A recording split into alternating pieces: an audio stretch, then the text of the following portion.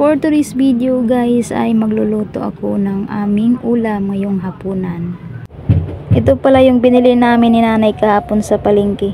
Ngayon ko palang lulutuin kasi wala lang, gusto ko lang, haha. Charot! Bali, nalinis ko na pala to kahapon bago ko pinasok sa freezer. At tsaka bababad ko na lang siya para mawala yung pagkatigas niya. Kasi sobrang tigas, kasing tigas ng ulo ko. Haha. At habang nakababad yung isda natin, dito naman tayo sa ingredients. Ang kaso nga lang kasi walang luya. Akala ko naman luya to, hindi pala, tagip pala ng alak yan. Munti ko pang mapagkamalang luya. Hindi pwedeng walang luya kasi yung luya yung nagpapawala ng lansa. Buti sana kung sa probinsya lang walang problema, marami kaming tanim na tanglad.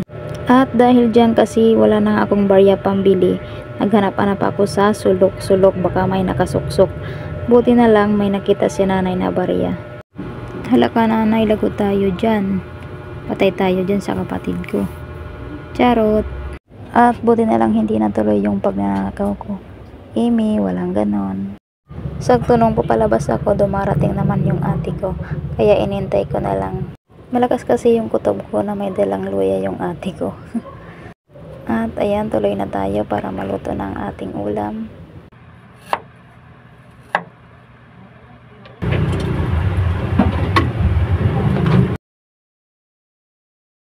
At ito pala yung gagamitin kong pangpaksiw. Ang organic na pampaasim, walang halong kemikal. Na nagmula pa sa aming bayan sa Samar, malayo pa ang pinanggalingan. Ang suka ng nyog. Na napakaasim, pati kapitbahay nyo nito, siguradong magugutom. O sorry na lang kayo, hanggang amoy lang kayo. Haha.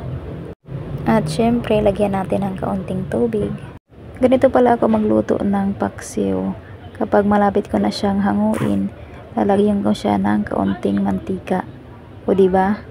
May idea ka na naman. Kayo, ganito rin ba kayo magpaksiw?